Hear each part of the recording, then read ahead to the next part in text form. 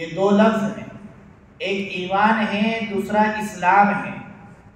ایمان کی اصل امن و امان ہے، اسلام کی اصل سلامتی ہے۔ دونوں چیزیں اللہ رب العزت نے ہم سب کو دے رکھی ہیں، ایمان اور اسلام، امن و امان اور سلامتی۔ ایمان اور اسلام یہ امن و امان کے قائم کرنے کا ذریعہ ہے، اسلام سلامتی کو لانے کا ذریعہ ہے۔ دو چیزیں اللہ رب العزت نے دے رکھی ہیں اور دونوں چیزیں امن و شانتی کو رکھنے والی ہیں۔ جس کی زندگی میں امن و امان ایمان ہوگا وہ امن و امان کو لانے والا ہوگا۔ جس کی زندگی میں اسلام ہوگا، اسلام کے احکام ہوں گے، اسلام کی تعلیمات ہوگی، وہ سلامتی کا خواہاں ہوگا۔ اور جو شخص دعویٰ کرے کہ میں مسلمان ہوں، میں مومن ہوں، میں ایمان والا ہوں، اور وہ امن و امان کو خراب کرنا چاہتا ہے، سلامتی میں بگاڑ لانا چاہتا ہے، تو پھر یہ آدمی اپنے دعوے میں جھوٹا ہے۔ بہت دھیان سے سمجھنا کیا کہہ رہا ہوں۔ ایمان امن و امان کو چاہتا ہے، اسلام سلامتی کو چاہتا ہے، سلامتی اور شانتی کو چاہتا ہے۔ جو شخص ایمان اور اسلام والا ہوگا وہ ہمیشہ سلامتی اور امن و امان کا پیغام لے کر چلے گا۔ اور جو آدمی اپنا یہ دعویٰ کر رہا ہے کہ میں امن و امان کا خواہاں ہوں، میں سلامتی اور شانتی چاہتا ہوں، اور وہ آدمی بگاڑ اور فساد کی طرف لے جائے، تو وہ آدمی اپنے دعوے میں جھوٹا ہے۔ اسلام سچا مذہب ہے، ایمان اور اسلام یہ سچے دین کے پیروکاروں کی صفات ہیں۔ رسول اللہ صلی اللہ علیہ وسلم نے خود بیان فرما دیا کہ جس کے زندگی میں ایمان ہوگا، واللہ لا یؤمن، واللہ لا یؤمن، واللہ لا یؤمن، خدا کی قسم وہ مومن نہیں ہے، خدا کی قسم وہ مومن نہیں ہے، خدا کی قسم وہ ایمان والا نہیں ہے۔ صحابہ نے پوچھا قیل ومن یا رسول اللہ، اے اللہ کے رسول کون ہے وہ جو مومن نہیں؟ آپ 3 مرتبہ قسم کھا کر بیان فرما رہے ہیں، ایسا آدمی کون ہے؟ تو آپ صلی اللہ علیہ وسلم نے بیان فرمایا الذی لا یأمن جارہ بوائقہ، وہ شخص کہ جس کا پڑوسی اس کی تکلیفوں سے محفوظ نہ ہو، جس کا پڑوسی اس کی تکلیفوں سے محفوظ نہ رہے، وہ آدمی ایمان والا نہیں ہو سکتا۔ یہ میں نہیں کہہ رہا ہوں، رسول اللہ صلی اللہ علیہ وسلم نے بیان فرمایا کہ جس کے پڑوسی کو اس سے تکلیف ہے، چاہے وہ پڑوسی، روایت میں مسلم اور نان مسلم کی کوئی قید نہیں لگائی، تو کیونکہ ایمان جب آتا ہے تو وہ امن و امان کا پیغام لے کر آتا ہے۔ اسلام جس کی زندگی میں ہوتا ہے وہ سکھ، شانتی اور سلامتی چاہتا ہے۔ اسی لیے ایک روایت میں رسول اللہ صلی اللہ علیہ وسلم نے بیان فرمایا کہ المسلم من سلم المسلمون من لسانہ ویدہ، اسلام والا وہ ہے، مسلمان وہ ہے، مسلمان کہلانے کا حقدار وہ ہے کہ جس کے ہاتھ سے، جس کے زبان سے دیگر مسلمان اور دیگر لوگ محفوظ رہیں، گویا کہ وہ تکلیف نہیں پہنچائے گا۔ تو جس کی زندگی میں ایمان اور اسلام ہوگا وہ کبھی کسی کو تکلیف نہیں پہنچائے گا۔ آج میں خود غور کروں، میں چیک کروں اپنے آپ کو کہ میری زندگی میں یہ ایمان اور اسلام کتنا ہے۔ میری زندگی کے اندر اسلام کے میں دعوے دار ہوں، میں مسلمان کہتا ہوں اپنے آپ کو الحمدللہ فخر سے، تو میرے اندر یہ صفات ہے یا نہیں ہے؟ جن صفات میں رسول اللہ صلی اللہ علیہ وسلم نے فرمایا، ایک روایت میں آپ نے فرمایا لا یؤمن احدکم حتی یحب لاخیہ ما یحب لنفسہ، تمہارے میں سے کوئی آدمی مومن نہیں ہو سکتا، کامل ایمان والا نہیں ہو سکتا جب تک کہ اپنے بھائی کے لیے وہ چیزیں پسند نہ کرے جو اپنے لیے پسند کرتا ہے۔ میں چاہتا ہوں کہ مجھے کوئی تکلیف نہ پہنچائے، میں چاہتا ہوں مجھے کوئی ڈسٹرب نہ کرے، میں چاہتا ہوں مجھے کوئی پریشان نہ کرے، میں یہ چاہتا ہوں، میں اپنے بھائی کے لیے بھی یہ چاہتا ہوں کہ نہیں چاہتا ہوں۔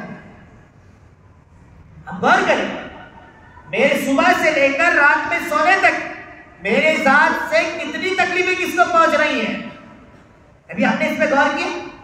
ہم دعویٰ کرتے ہیں دوستوں کہ ہم مسلمان ہیں، ہم دعویٰ کرتے ہیں ہم ایمان والے ہیں، تو ایمان والے تو وہ ہے جو ہمیشہ امن و امان کو چاہیں گے، کبھی فساد نہیں چاہیں گے، اور جو فساد دکھا ہے وہ کبھی مسلمان ہو ہی نہیں سکتا۔ یہ میری بات نہیں ہے، رسول اللہ کی بات ہے۔ ہم غور کریں، ہم سب غور کریں۔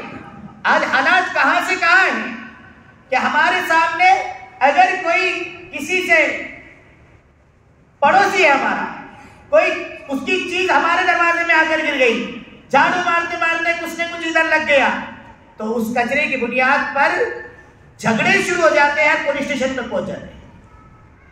چھوٹی چھوٹی چیز، نل آتے، نل، پانی، روڈ، سیمنٹ روڈ بنا ہوا ہے، نل آتے ہیں، میرے پڑوسیوں کو، میرے محلے والوں کو اس پانی کے ضائع کرنے کی بنیاد پر کتنی تکلیف ہوتی ہے، کبھی مسلمان سوچتا ہے اس کو؟ اسکول جانے والے بچے صبح کے ٹائم پہ نکل رہے ہیں اسکول کے لیے، راستہ پورا کیچڑ سے، گھر سے ماں اس کو فریش کرا کر اچھا سے اچھا لباس پہنا کر اس کو بھیج رہی ہے، چاہے وہ مسلم ہو یا نان مسلم، وہ بچے کو یہاں سے اسکول کے لیے بھیج رہی ہے، اور راستے سے چلتے چلتے کیچڑ اچھل رہا ہے۔ یہ مسلمان کبھی تکلیف نہیں پہنچاتا، اس کے کپڑے خراب ہو رہے ہیں، وہ بچے اسکول جا رہا تھا، وہ کپڑوں کے ساتھ وہ ماں سے کہتا ہے کہ میں اسکول نہیں جاؤں گا، میرے کپڑے خراب ہو گئے، مجھے مس کلاس میں نہیں بیٹھنے دے رہے۔ ہم سمجھتے ہیں کہ نہیں بہت اچھا کام کر رہے ہیں، روڈ ہے، سب کا روڈ ہے، وہ کسی ایک کا تھوڑی ہے۔ نہیں، مسلمان تو وہ ہے کہ جو راستے میں اگر اینٹ اور کانٹا پڑا ہوا ہو، پتھر پڑا ہوا ہو، وہ بھی اٹھا کر سائڈ میں کرتا ہے۔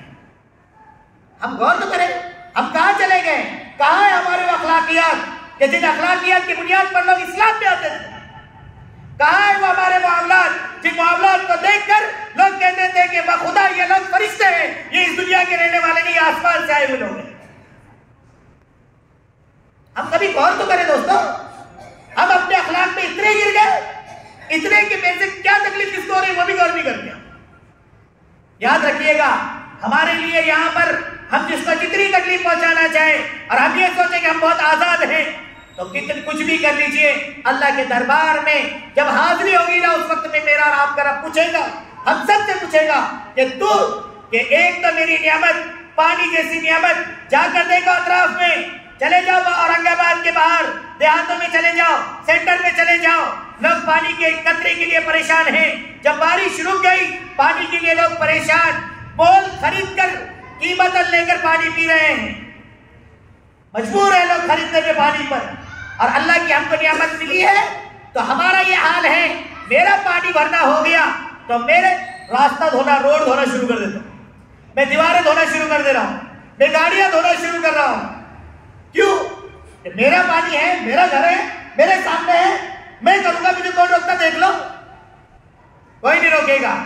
کس کو آفت پڑی ہے تم کو مصیبت کو گلے میں گھٹانے کے لیے؟ وہ تو بیچارہ اپنے دل کے اندر دبا لیتا ہے کہ نہیں یار کیا لڑنا، ان سے لڑنے جاؤ، ان کو بولنے جاؤ تو لڑنا شروع کر دیتے۔ کبھی غور تو کرو، ان چیزوں پہ غور نہیں کرتے۔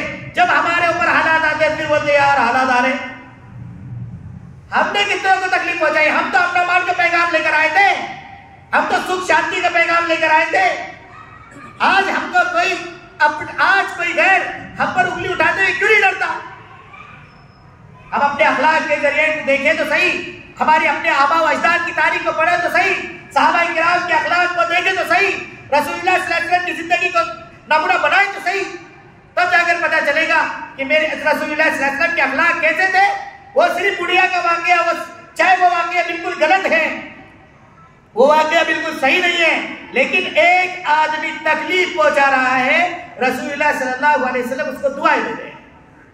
طائف کا واقعہ صرف کہنے کے لیے تھوڑی ہے، کبھی زندگی میں لانے کے لیے نا۔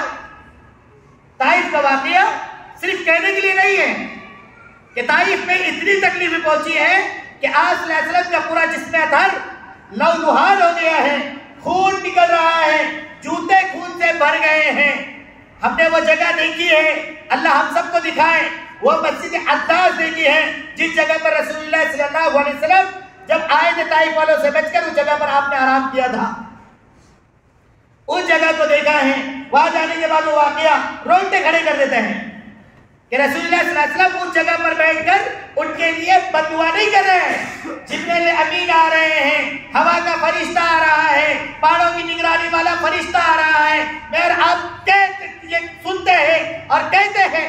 لیکن ہم نے کبھی غور کیا کہ میرے پیارے آقا نے, سرکار مدینہ نے جب تکلیفیں پہنچائی گئی تو آپ نے ہمیشہ یہ کہا, یا اللہ میری غلطی تھی, میری کمزوری تھی, اے اللہ میں طائف والوں کو صحیح طریقے سے سمجھا نہیں سکتا. ہم تو یہاں پر تھوڑی سی کوئی بات ہوئی, اس نے ادھر جھاڑو کیوں لگائی, تیرے بچے نے یہاں سے چیز کیوں اٹھا کے ادھر کیوں ڈالی, کیلے کے چھلٹے ادھر کیوں پڑے, بس اس کے اوپر جھگڑے ہی. پھر ہم بولتے ہیں ہم مسلمان ہیں, ہم مسلمان ہیں.